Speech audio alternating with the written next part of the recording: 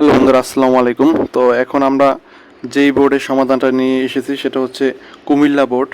তো কুমিল্লা বোর্ডের এখানে 1 নং প্রশ্ন উত্তরে বলেছে যে একটি ডিকোডার আউটপুট 64 পেতে হলে ইনপুট কত দিতে হবে। তো আসলে এই ডিকোডার থেকে খুব গুরুত্বপূর্ণ প্রশ্ন এসে থাকে, এটা দ্বিতীয় অধ্যায় থেকে এসেছে। তারপরে এখান থেকে সরলীকরণ থেকে একটা প্রশ্ন এসেছে, সেটা হচ্ছে Y equal to A plus B C plus C plus BC এর সরলীকৃত মান কত। তো এটা হচ্ছে সি হবে, মানে গ নাম্বার 2 এর গ। তারপরে স্ট্যাটিক ওয়েব পেজ তৈরিতে প্রয়োজন, তো HTML অধ্যায় থেকে আসছে, তো এটা হচ্ছে খ নাম্বারটা হবে 3 এর খ। তারপরে এক লাইন নিচে নামানোর জন্য ব্যবহৃত ট্যাগ কোনটি। আসলে এখানে এই যে এটাও আমি তোমাদের যে আমার ইসে আছে গুরুত্বপূর্ণ যে সাজেশনটা বলেছিলাম সেখানে বলছিলাম আমি এটা, যে এটা খুব ইম্পর্টেন্ট। তো এক লাইন নিচে নামানোর জন্য ব্যবহৃত ট্যাগ কোনটি, তো এটা সবাই জানো, এটা হচ্ছে 4-এর গ নাম্বার। তারপরে 2টি HTML ডকুমেন্ট সংযোগকে কি বলে, হাইপার লিঙ্ক বলে, এটা হচ্ছে ক নাম্বার। তো HTML থেকে ভালোই প্রশ্ন আছে দেখলাম। তো HTML এর সম্পূর্ণ কন্টেন্ট কোন ট্যাগে থাকে, সম্পূর্ণ কন্টেন্ট এই যে খ নাম্বার হবে HTML এটার মধ্যে থাকে। তারপরে 7 নাম্বারটা হচ্ছে ওয়েবসাইটকে নির্দিষ্ট কোনো সার্ভারে স্থাপন করাকে কি বলে, ওয়েব হোস্টিং বলে। তো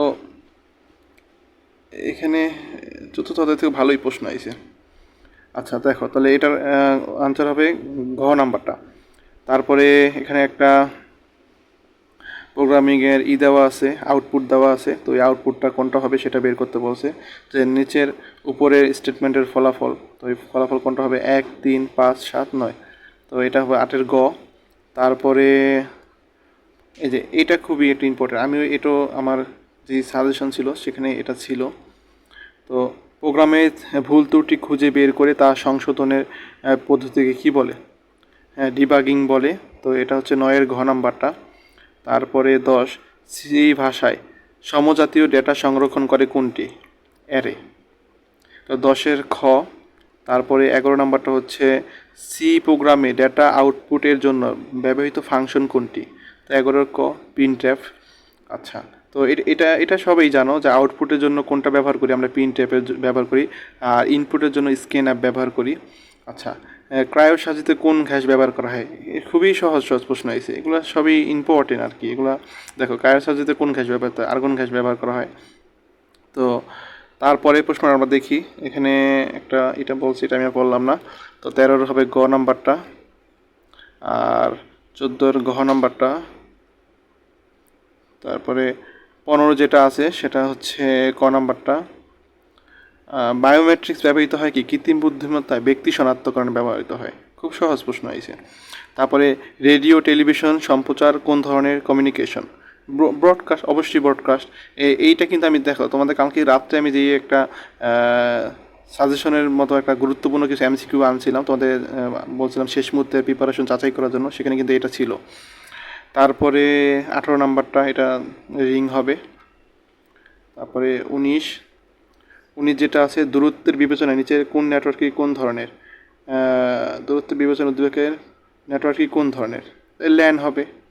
আচ্ছা, ব্লুটুথ নেটওয়ার্কের অপর নাম কি, এটা হচ্ছে গ নাম্বারটা। তারপরে কোন নেটওয়ার্ক ট্রপোলজিতে সবচেয়ে বেশি কেবল ব্যবহৃত হয়, মেশ ট্রপোলজি। তারপরে বুলিয়ান যোগের কাজ সম্পাদনের জন্য ব্যবহৃত গেট কোনটি, যোগের কাজ তো অবশ্যই অর করে, আর এটা হচ্ছে গুণের কাজ করে, আর এটা হচ্ছে পরিপূরক, মানে উল্টানোর কাজটা করে। তারপরে ASCII কোডের মাধ্যমে সর্বোচ্চ কতটি অক্ষর, দেখো এগুলো সবই মানে সহজ আইছে, কিন্তু গুরুত্বপূর্ণ MCQগুলো তোমাদের আইছে, মানে যেগুলো সবাই সচরাচর জানে যে এগুলো ইম্পর্টেন্ট, এগুলো গুরুত্ব, সেগুলোই আইছে।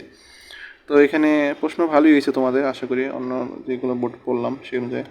তো এখানে 24-এর খ, আর 25-এর ক নাম্বারটা হবে।